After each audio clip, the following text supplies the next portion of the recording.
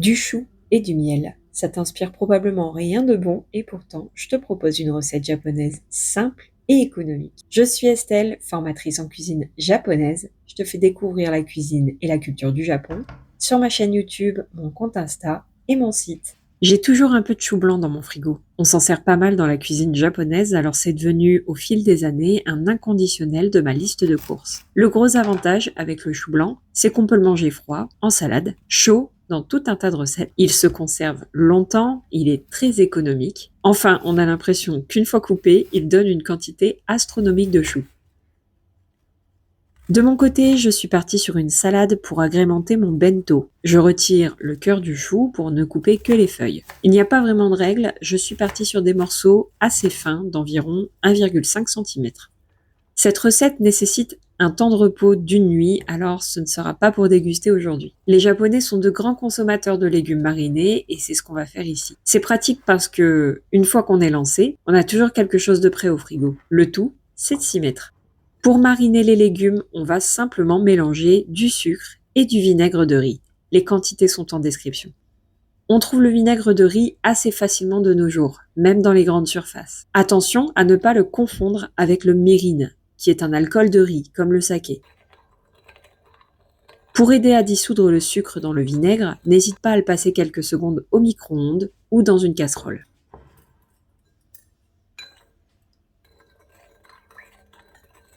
Voilà, là on a un beau mélange. Le sucre vient adoucir l'odeur du vinaigre, ça commence à ouvrir l'appétit.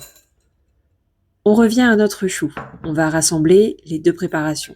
Le mélange sucre-vinaigre et le chou en morceaux. On répartit bien la marinade et on filme avec un film alimentaire ou un couvercle avant de réserver au frais pendant environ une nuit à 24 heures. De mon côté, j'en avais préparé en avance pour te montrer tout de suite le résultat. Donc, après une nuit, le chou il est un peu plus souple, mais encore bien croquant.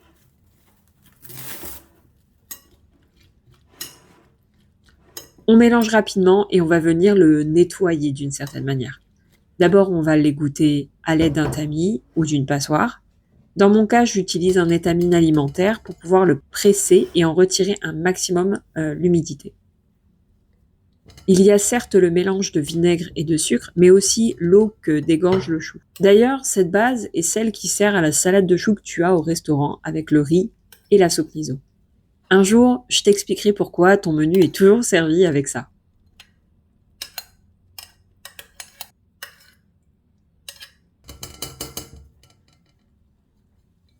Tu viens presser l'étamine alimentaire, tu peux aussi utiliser un torchon ou un essuie-tout très résistant. On se fait un peu les bras à ce niveau, il faut s'y reprendre à plusieurs fois, mais le chou va devenir un peu translucide et mou.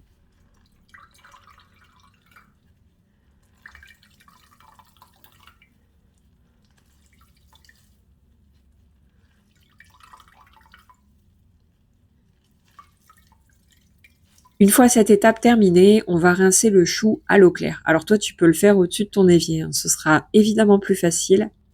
Je n'ai pas filmé cette étape, mais une fois bien rincé, il faudra le sécher avec de l'essuie-tout.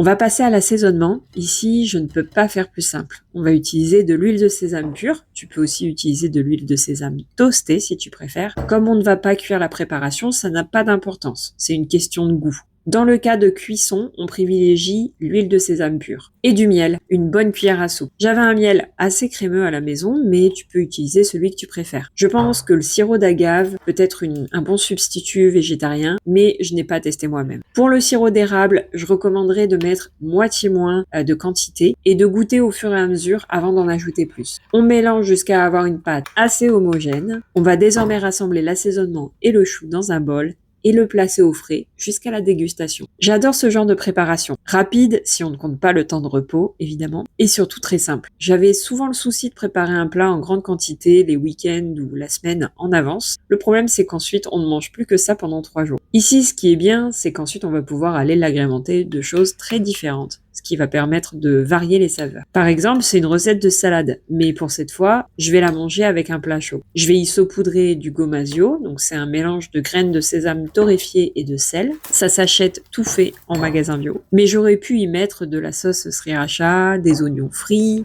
du furikake. D'ailleurs, je t'ai partagé une vidéo sur la chaîne pour apprendre à en faire. Ou tout simplement un simple filet d'huile pimentée. Alors chez moi, les nouilles instantanées, c'est assez copieux. J'y ajoute toujours tout un tas de préparations pour rendre mon bol gourmand et appétissant. J'y dépose évidemment mon chou, sésame et miel, une bonne quantité, des morceaux d'aubergine marinés, pareil, je t'ai partagé la recette il y a quelques semaines. Un œuf sur le plat pour la couleur, des graines de sésame noir et de la cébette pour la fraîcheur.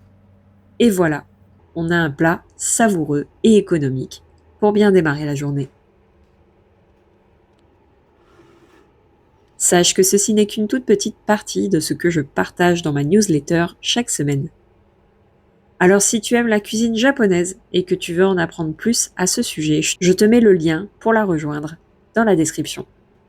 Je te mets aussi par ici par là les liens des différentes recettes qui composent ce bol. Moi, je vais manger parce que tout ça, ça m'a bien donné faim.